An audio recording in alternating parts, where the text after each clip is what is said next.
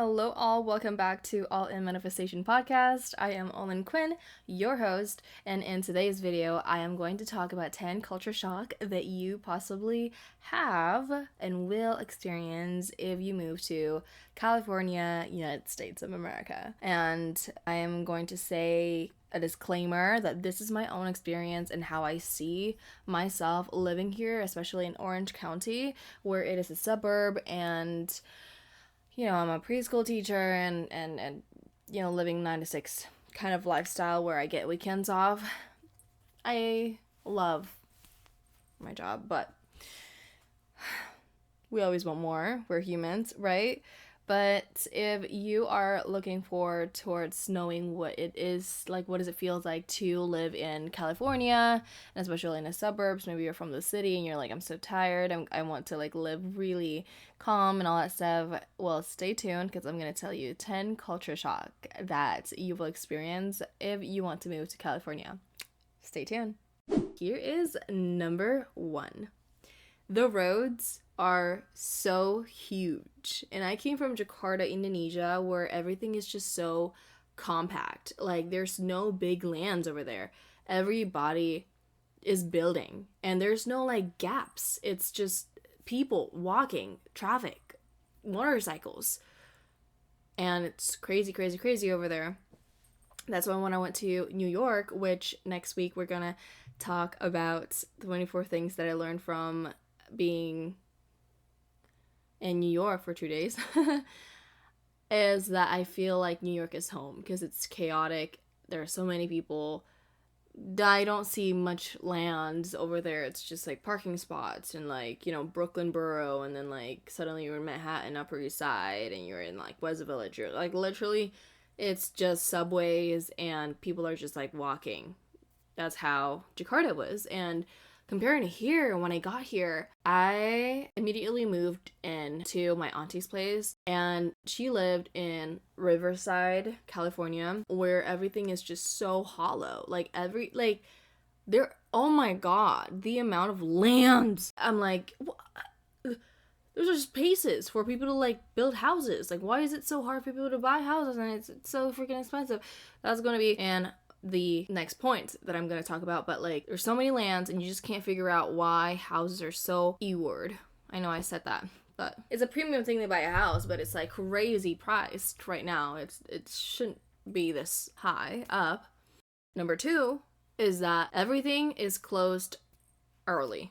I live in Orange County and mall closes at freaking 8 p.m. South Coast Plaza closes at 8 p.m. Some of these foods, they close at 8 p.m. I went one time with my boyfriend, and we were just having a blast. I just came back from New York, and I really wanted to get out, when I was in New York, I went out with my friend at 10:45 p.m. and everyone just got grocery shopping or whatever, just come back home from grocery shopping or going out to a bar or jazz club or whatever it is.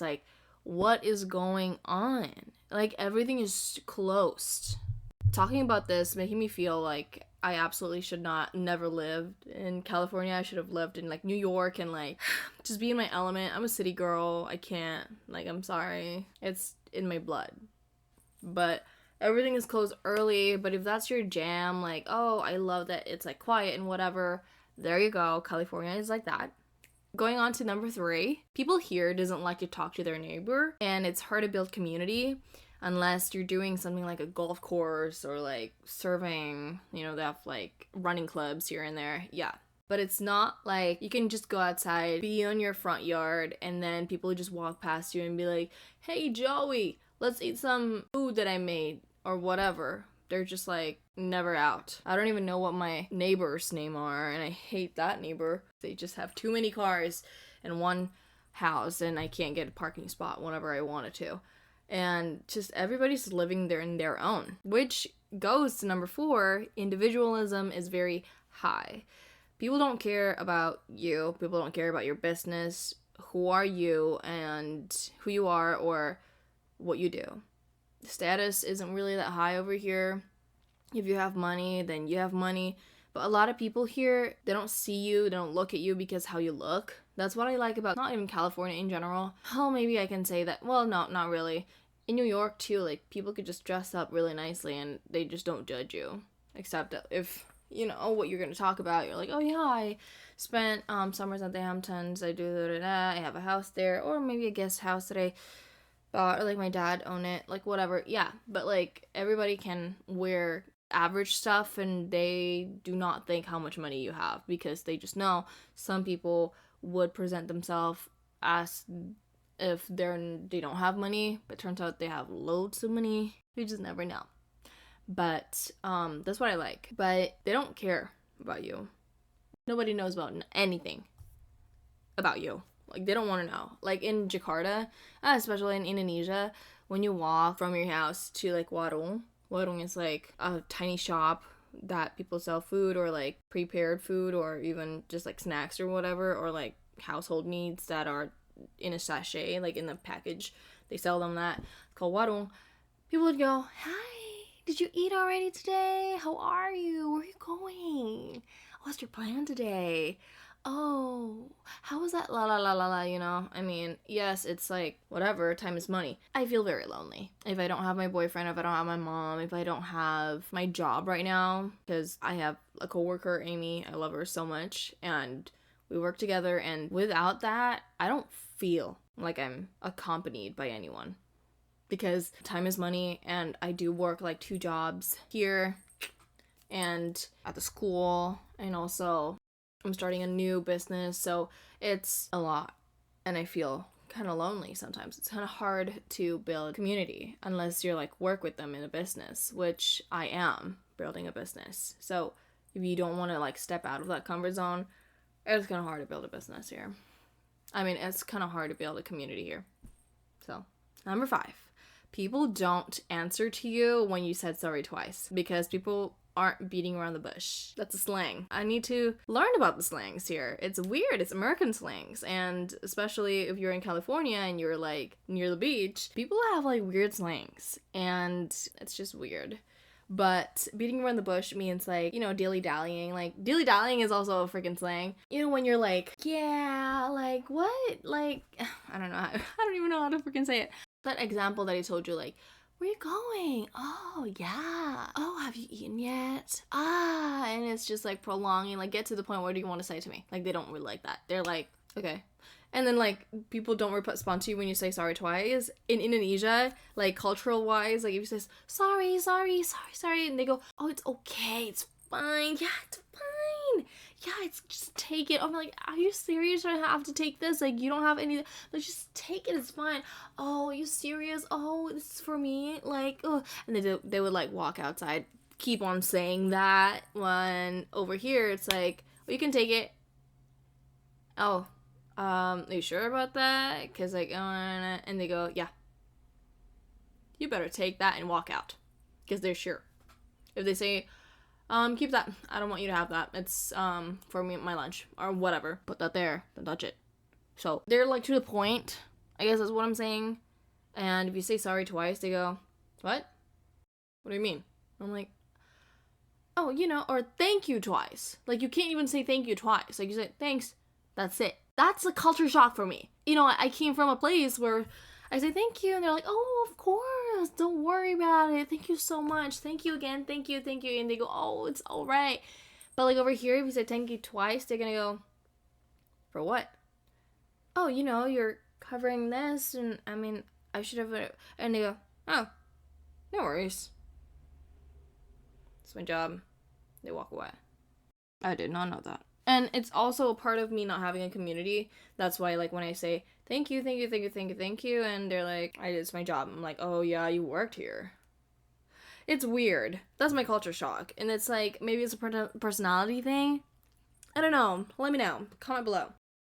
I want to introduce you to Be Magnetic, TBM. It's a pathway membership, which will help you to identify your blocks, find your authentic self, and start manifesting the life you've always dreamed of. They have unlimited classes.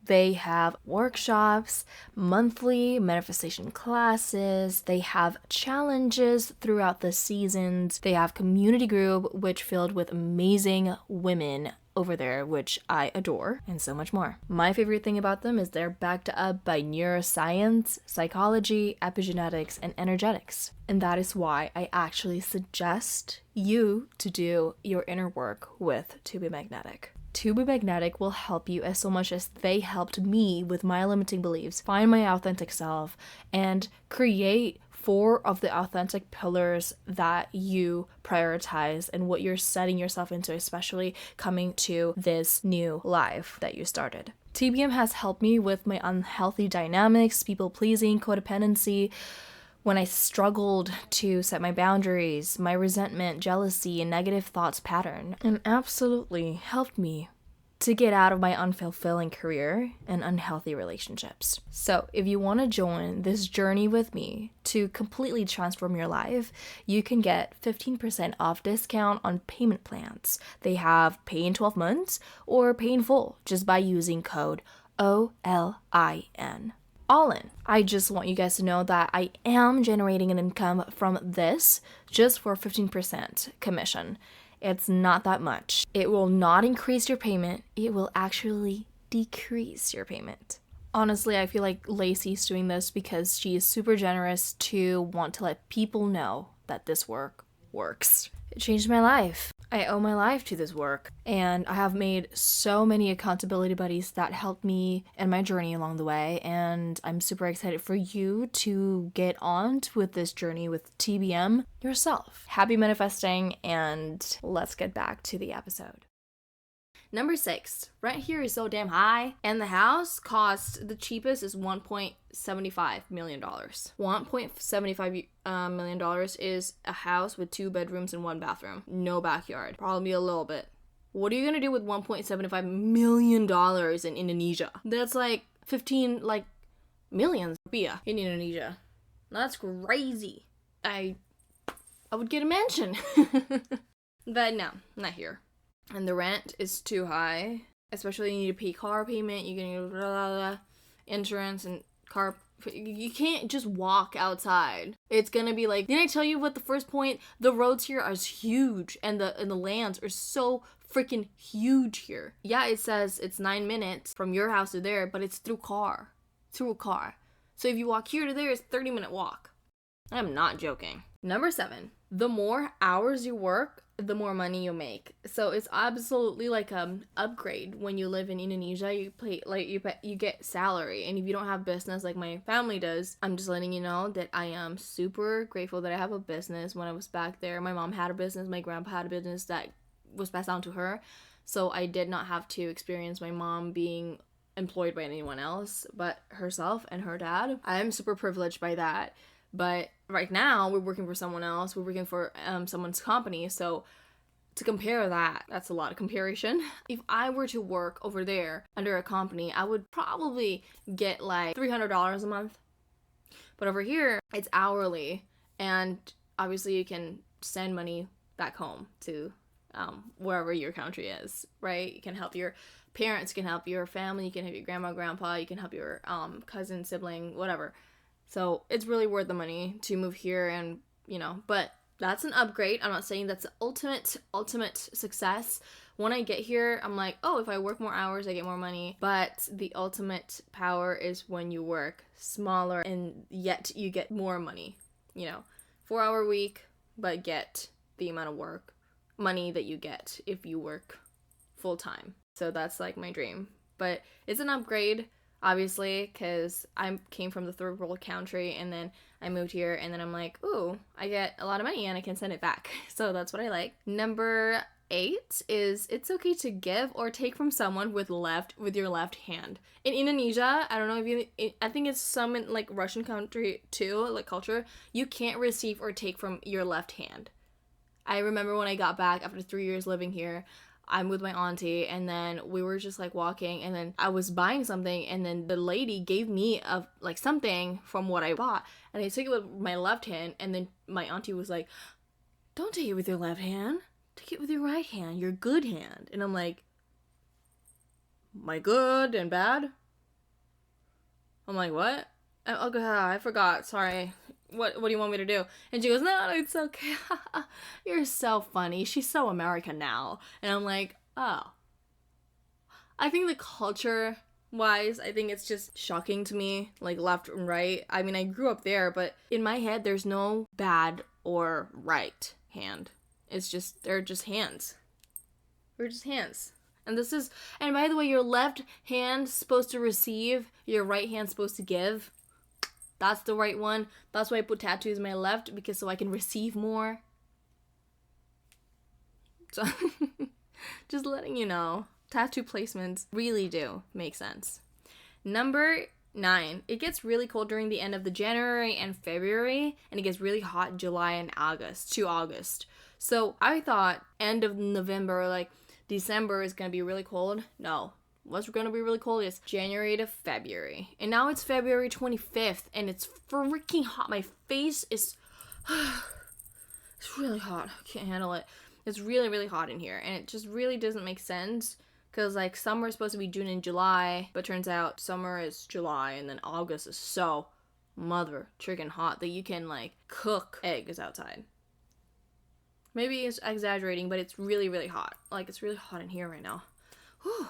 Number 10. Maybe, okay, I just want to say that maybe all of this list that I made is superficial, but this is my experience, so I just hope that you guys can understand that. Maybe take some what is good and leave what's bad, but also take a consideration of that and make your experience yourself, because you're manifesting a green card lottery right now, and I just know that from deep in my heart. And if you want to move to California, go ahead and DM me at It's Olin Quinn. Also, if you want to more, like, visualize more, you can always go ahead and subscribe to my YouTube channel or leave a review on my podcast on Apple Podcasts, because this is going to be aired on Apple Podcasts. And yes, you're on YouTube watching.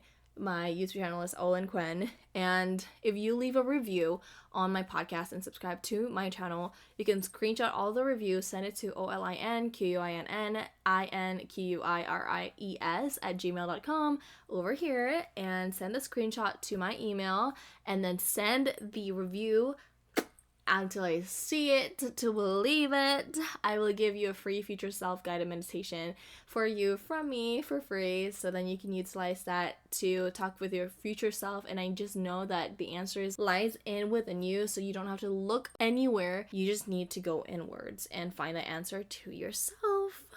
Okay, number 10. You have to commute everywhere with a car. If you walk, people would look at you weird. So I moved to Corona, and I didn't have a house. I didn't have a house, yes, of course, and didn't have a car with my mom. We walked to Walmart, we walked to Target, we walked to wherever it was, like grocery shopping. And we don't have a car, so we had to walk, and we walked with our groceries like we were in, like, freaking Brooklyn or something like that, and like Manhattan, just grabbing groceries. We can't do that. I didn't know that we can't do that, because people would stare at us like, why are you using the crossroad? You don't have a car or something like that? Like, they would look at us freaking weird, and like the police would like look at us and be like, do you need to ride home? And I'm like, no, thank you. And then me and my mom would just walk. They'd just be like, why are they walking? So it's freaking weird if you walk to get groceries, get whatever. Whether it's 4 minutes away, you take a car, you drive to there. That's what it is. It's weird, I know, but that is California for you, for me.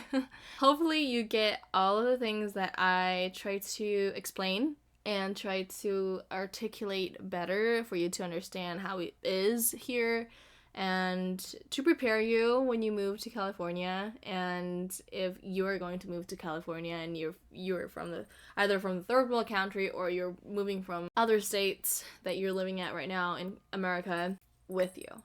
So I hope you guys enjoyed this episode. Let me know what I do, and give me an honest review, obviously, to get the future self-guided meditation for free. And I am super glad that I'm doing this every week to talk to you guys. I can't wait to do another episode on New York next week, so I hope to see you guys next week. Bye!